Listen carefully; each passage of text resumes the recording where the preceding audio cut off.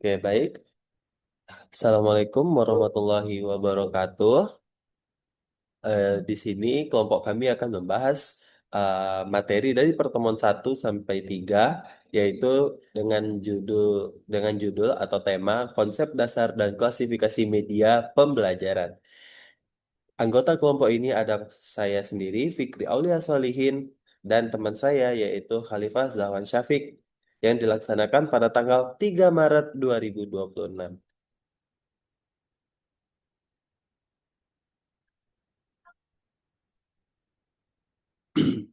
Materi pertama yaitu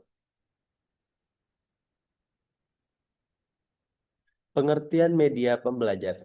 Media pembelajaran adalah segala sesuatu yang digunakan untuk menyalurkan pesan dari guru kepada siswa, berfungsi sebagai perantara komunikasi dalam proses belajar mengajar, bertujuan merangsang pikiran, perasaan, perhatian, dan minat belajar siswa. Media bukan hanya alat, tetapi juga bahan yang mengandung pesan pembelajaran.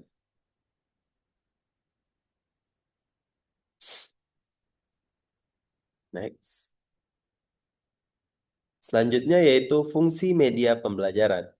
Yang pertama yaitu untuk memperjelas penyampaian materi agar tidak bersifat verbalistis. Yang kedua yaitu untuk mengatasi keterbatasan ruang, waktu, dan daya indera. Yang ketiga yaitu menumbuhkan motivasi dan perhatian siswa. Yang keempat yaitu memberikan pengalaman belajar yang lebih konkret. Dan yang kelima yaitu membantu mencapai tujuan pembelajaran secara efektif. Perbedaan media dan peralatan. Media yaitu isi atau bahan yang mengandung pesan, atau dengan kata lain yaitu software. Sedangkan peralatan yaitu adalah alat untuk menampilkan media, atau juga disebut hardware.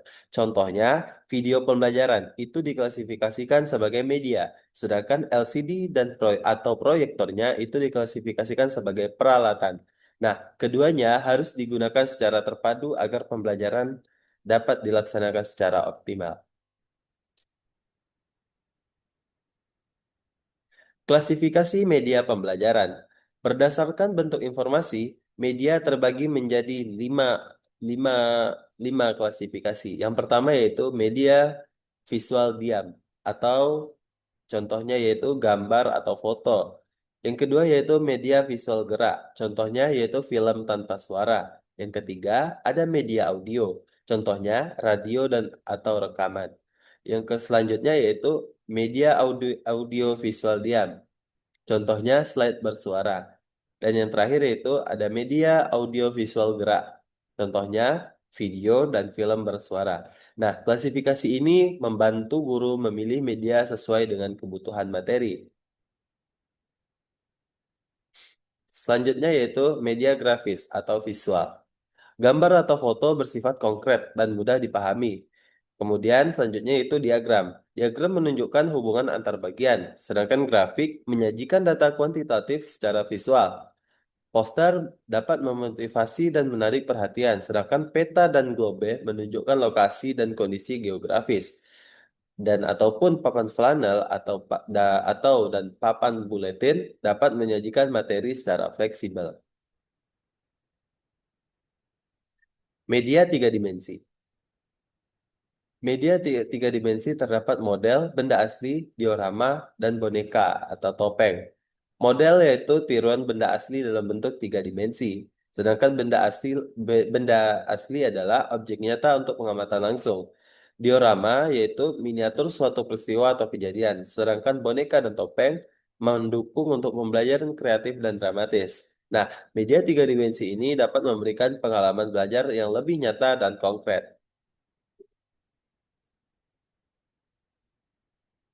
Sekian presentasi dari saya. Saya lanjutkan kepada Saudara Zahwan.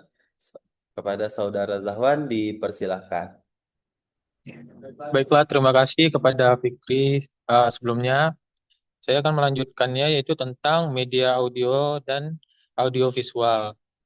Media audio yaitu meliputi radio, rekaman suara, laboratorium bahasa yang mengandalkan indera pendengaran. Kemudian untuk media audiovisual yaitu film, video pembelajaran, televisi edukatif yang menggabungkan suara dan gambar sehingga lebih menarik.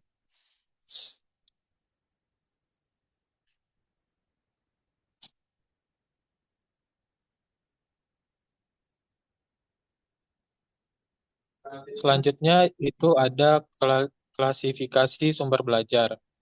Yang pertama yaitu pesan yang dimana informasi yang disampaikan.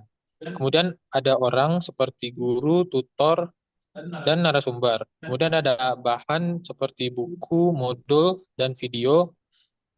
Yang keempat itu ada alat seperti proyektor, OHP, dan komputer. Kemudian teknik yaitu metode pembelajaran seperti ceramah, diskusi, dan simulasi. Dan terakhir itu ada lingkungan seperti sekolah, laboratorium, dan perpustakaan. Semua komponen ini saling mendukung tercapainya pembelajaran yang efektif.